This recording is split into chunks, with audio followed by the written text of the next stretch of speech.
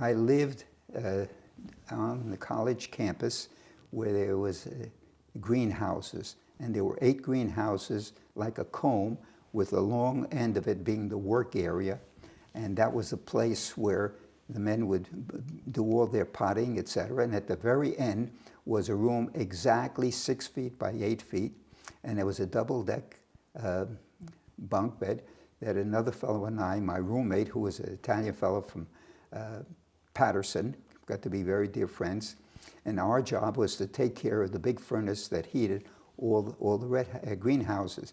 During the day, the men would take care of the greenhouse, and because it was using soft coal, it had to be shaken down and added new coal, and the ashes removed every hour and a half.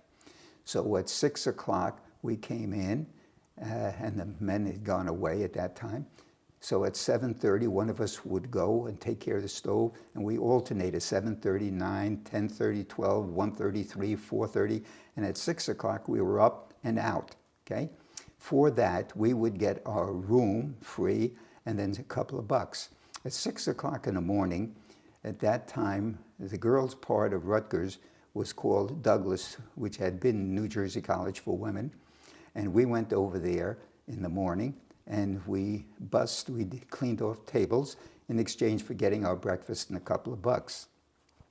For lunchtime, I worked at a Hungarian delicatessen by the name of Hummler and Wriggler's on George Street, which is the main street downtown in New Brunswick. And the first 2 years, I was a dishwasher. They didn't have the automatic dishwashers. It was all done by hand. And then the second 2 years, I was the waiter.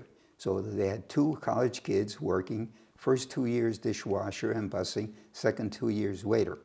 I had an hour and a half between classes. It was 1 mile from my class to the restaurant, and it would take me 10 minutes to jog that mile, and I would get there. So I now had an hour and 20 minutes left over from the hour and a half. I worked 1 hour. I had 20 minutes left. I ate 10 minutes. I could eat anything I want, and I ruined my stomach by eating a pint of ice cream and a half a pie. And then I would take 10 minutes to jog back on the full stomach. And I did that for the 4 years. That's the way I got my lunch and a couple of bucks. In the evening, it was a different story. For a short while, I acted as a pin boy in an alley. Now, today, they have automatic pin boy setters. You know, you don't have anybody setting up pins. And you never set up 1 alley, you always set up 2 alleys. Well, going from 1 alley to the other alley is very simple. This fellow said to me, if you want to make money, you have to set up 3 alleys. So if you go from 1 to 2 or 2 to 3, it's no problem. The big problem is going from 1 to 3, and the way you do it is you put your hand down on the rail, you jump over it, and you go into the 3rd one, see?